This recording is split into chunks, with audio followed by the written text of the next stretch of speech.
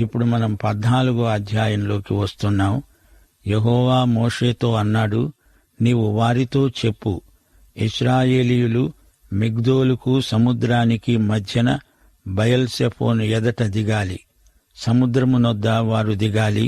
ఫరో అనుకుంటాడు, ఇశ్రాయేలీయులు ఈ దేశములో చిక్కుబడి ఉన్నారు, అరణ్యము వారిని మూసివేసింది.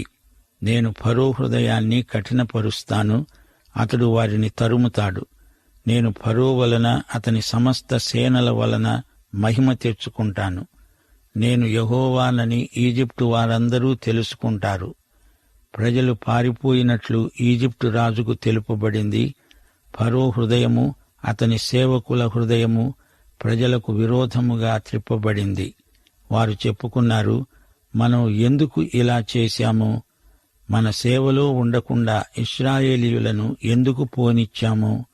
అప్పుడు ఫరో తన రథమును సిద్ధపరచుకొని తన జనమును తనతో కూడా తీసుకొని పోయాడు. అతడు శ్రేష్టమైన 600 రథాలను, ఈజిప్టు రథాలన్నిటినీ, వాటిలో ప్రతిదాని మీద అధిపతులను తీసుకొని పోయాడు. యెహోవా ఫరో హృదయాన్ని కఠినపరిచాడు. ఇశ్రాయేలీయులు భయము చేత బయలు వెళ్తున్నారు. ఈజిప్టు వారు ఇశ్రాయేలీయులను తరుముతున్నారు. సముద్రము దగ్గర వారు దిగి ఉండగా వారిని కలుసుకున్నారు.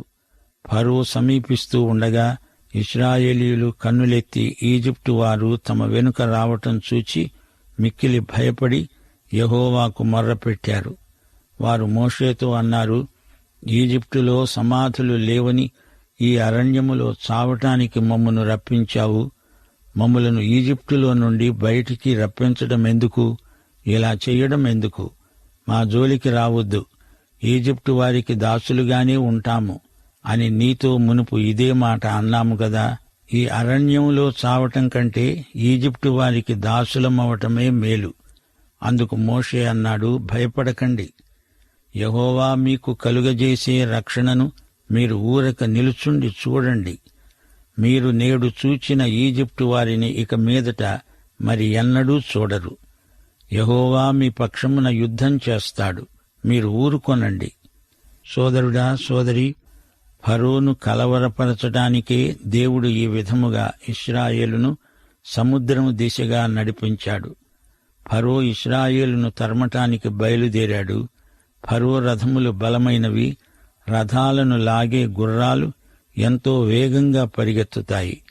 ప్రతి రథములో యోధులు ఆయుధాలు ధరించి ఉన్నారు.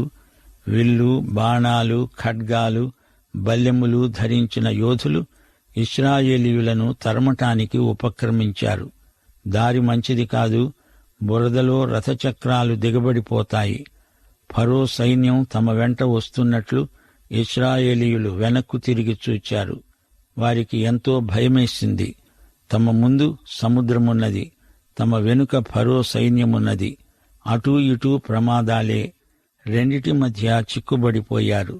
లొంగిపోవటమా, యుద్ధం చేయడమా, లేక దేవుని యందు విశ్వాసముంచటమా? ఇశ్రాయేలీయులు యెహోవాకు మొర్రపెట్టారు. మోషే భయపడవద్దని వారికి ధైర్యం చెప్పాడు. విశ్వాససహితమైన ప్రార్థన మనకు ధైర్యం గొలుపుతుంది. విశ్వాసము లేని మతాచారాలు మృతతుల్యమైనవి.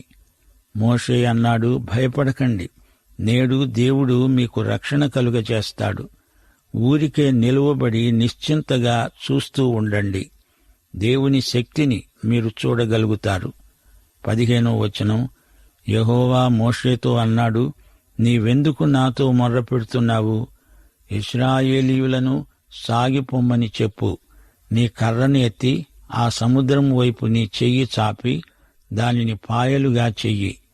అప్పుడు ఇశ్రాయేలీయులు సముద్రము మధ్యను ఆరిన నేల మీద నడిచిపోతారు. నేను ఈజిప్టు వారి హృదయాలను కఠినపరుస్తాను. వారు వీరిని తరుముతారు. ఫరో ద్వారా, అతని సర్వసైన్యము ద్వారా నాకు మహిమ తెచ్చుకుంటాను. అప్పుడు నేనే యెహోవానని ఈజిప్టు వారు తెలుసుకుంటారు. అప్పుడు ఇశ్రాయేలీయులకు ముందుగా నడిచిన దేవదూత వారి వెనుకకు పోయి వారిని వెంబడించాడు. మేఘస్తంభము వారి వెనుక నిలిచి ఉంది. అది ఉభయ సైన్యాలకు మధ్య నిలిచింది. అది మేఘము గనుక వారికి చీకటి కలిగించింది గాని రాత్రి అది వీరికి వెలుగిచ్చింది. గనుక ఆ రాత్రి అంతా ఈజిప్టు వారి సేన ఇశ్రాయేలీయులను సమీపించలేదు. మోషే సముద్రము వైపు చెయ్యి చాపాడు. యెహోవా ఆ రాత్రి అంతా బలమైన తూర్పు గాలిచేత సముద్రమును తొలగించి దానిని ఆరిన నేలగా చేశాడు. నీళ్లు విభజించబడగా ఇశ్రాయేలీయులు సముద్రము మధ్యన ఆరిన నేల మీద నడిచిపోయారు. ఆ నీరు వారి కుడి ఎడమ ప్రక్కలను వారికి గోడవలె ఉన్నది. ఫరో సైన్యం ఇశ్రాయేలీయులను తరుముతూ సముద్రం మధ్యకు చేరారు. అయితే వేకువజామున యెహోవా అగ్నిమేఘమయమైన స్తంభము నుండి ఈజిప్టు దండు వైపు చూచి దానిని కలవరపరిచాడు. వారి రథచక్రాలు ఊడిపడేటట్లు చేశాడు. వారు బహు కష్టముతో రథాలు తోలుతున్నారు. అప్పుడు ఈజిప్టు వారు చెప్పుకున్నారు, ఇశ్రాయేలీయుల ఎదుట నుండి పారిపోదాము రండి. యెహోవా వారి పక్షమున మనతో యుద్ధం చేస్తున్నాడు. ప్రియశ్రోతలు, దేవదూత ఇశ్రాయేలీయులను వెంబడించినట్లు చెప్పబడింది. మేఘము, అగ్ని ఇశ్రాయేలీయులను నడిపించడం గొప్ప విశేషం. కాపుదల నిశ్చయత ఇశ్రాయేలీయులకు దేవుడు కలుగచేస్తూనే ఉన్నాడు. 21వ వచనం, యెహోవా సమస్త ప్రకృతిని సముద్రాన్ని శాసించగలడు. తూర్పుగాలి వీచింది, సముద్రము మధ్య ఆరిన నేల ఏర్పడింది. పంచభూతములను యెహోవా తన అదుపులో ఉంచుకున్నాడని ఈజిప్టు వారు తెలుసుకోవాలని దేవుని ఉద్దేశ్యం. వేకువజామున ఈజిప్టు సైన్యంలో కలవరం బయలుదేరింది. వేకువజాము అనగా యూదుల కాల నిర్ణయం ప్రకారం రాత్రి, మధ్యరాత్రి, కోడికూత సమయం, ఉదయం అని 4 జాములుగా లెక్కిస్తారు. నిర్గమకాండం 14వ అధ్యాయం 26వ వచనం నుండి యెహోవా మోషేతో అన్నాడు, నీ చెయ్యి చాపు, ఈజిప్టు వారి రథముల మీదికి, వారి రౌతుల మీదికి సముద్రం పొర్లి రావాలి. మోషే సముద్రము మీద తన చెయ్యి చాపగా పొద్దు పొడిచినప్పుడు సముద్రం అధిక జలముతో తిరిగి పొర్లింది. గనుక ఈజిప్టు వారు అది చూచి వెనుకకు పారిపోయారు. అప్పుడు యెహోవా సముద్రము మధ్యలో ఈజిప్టు వారిని నాశనం చేశాడు. నీళ్లు తిరిగి వచ్చి రథములను, రౌతులను, వారి వెనుక సముద్రములోనికి వచ్చిన ఫరో యొక్క సర్వసేనను కప్పివేశాయి. వారిలో ఒక్కడైనా మిగిలి ఉండలేదు. అయితే ఇశ్రాయేలీయులు ఆరిన నేలను సముద్రము మధ్యన ఉన్నప్పుడు ఆ నీళ్లు వారి కుడి ఎడమ ప్రక్కలను గోడగా ఉన్నాయి. ఆ దినమున యెహోవా ఈజిప్టు వారి చేతిలో నుండి ఇశ్రాయేలీయులను రక్షించాడు. ఇశ్రాయేలీయులు చచ్చిన ఈజిప్టు వారిని సముద్ర తీరాన చూచారు. ఈ గొప్ప కార్యమును ఇశ్రాయేలీయులు చూచారు గనుక ఆ ప్రజలు యెహోవాకు భయపడి యెహోవా యందు, ఆయన సేవకుడైన మోషే యందు నమ్మకముంచారు. శ్రోతలు వింటున్నారా? దేవుని శక్తి ప్రజలలో భయం పుట్టించింది.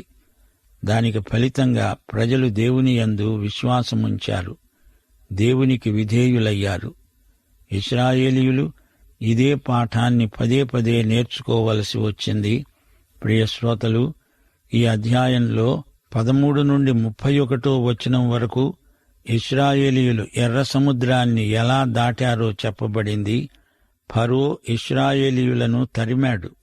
ఏతాము నుండి పీహహీరోతు వరకు ఇశ్రాయేలీయులు ప్రయాణం చేశారు.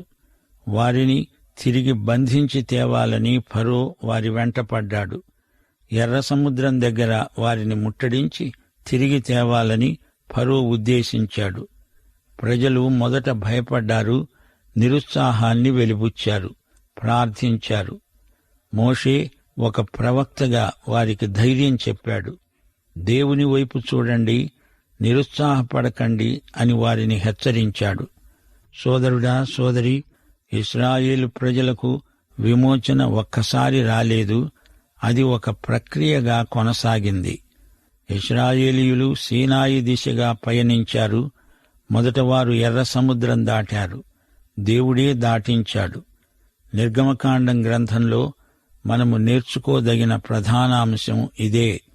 దేవుని నిబంధన సంబంధమందు నిలిచి ఉన్న ప్రజలను దేవుడు కాపాడతాడు, ఆశీర్వదిస్తాడు. నిబంధనను బట్టి ఆయన వారి దేవుడు, వారు ఆయన ప్రజలు. దేవుని విమోచన ప్రజల విధేయతను బట్టి అర్థవంతమవుతుంది. పస్కా పండగలో వారి విమోచన యాత్ర మొదలైంది. మోషే క్రీస్తుకు ముందు గుర్తు. క్రీస్తు మన విమోచకుడు. పాఠం ఇంతటితో సమాప్తం.